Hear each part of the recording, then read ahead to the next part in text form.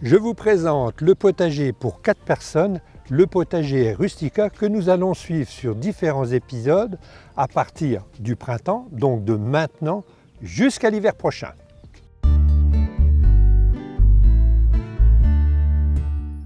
Alors ce potager aura une surface à peu près entre 80 et 100 mètres carrés.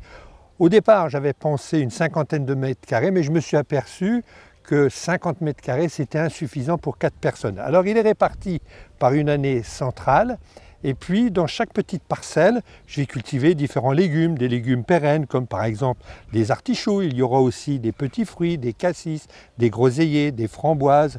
On va retrouver les éternels poireaux pour les bonnes soupes, des pommes de terre, et bien entendu les légumes fruits, comme par exemple les tomates, les poivrons, les aubergines, pour réaliser de bonnes ratatouilles à partir de l'été jusqu'en fin d'hiver, si vous avez la chance d'en mettre un petit peu au congélateur. Alors, ça va être un potager avec des rotations. Vous allez pouvoir le suivre, c'est-à-dire qu'au début, je vais aussi bien cultiver des salades sur une petite parcelle, et sur ces mêmes petites parcelles, 1 mois, 2 mois après, eh bien, il y a d'autres légumes qui vont suivre. Donc, on va suivre les rotations, ce qui va permettre de montrer aussi les bonnes associations entre les légumes et surtout ne pas faire d'erreur, engraisser son jardin. Et quand je parle d'engraisser, je vais le fertiliser avec du compost qui ne coûte rien, du compost qui a été réalisé dans mon propre jardin, dans votre propre jardin.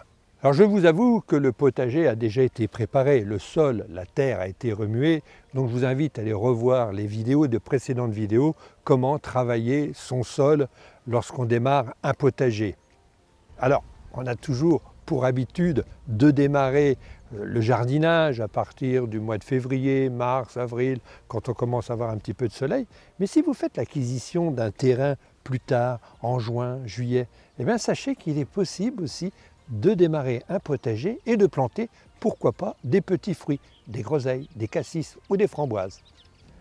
Avant que vous débutiez votre jardin, je voudrais tout de suite vous rassurer. Vous ne réussirez pas toujours et ça ne sera pas de votre faute. Moi-même, ça m'arrive de ne pas réussir une culture. Et pour preuve, je devais planter des artichauts au fond de la parcelle. Mes artichauts ont gelé l'an passé et impossible d'en trouver dans le commerce pour les remplacer. J'aurais dû les semer. Donc ça risque de vous arriver.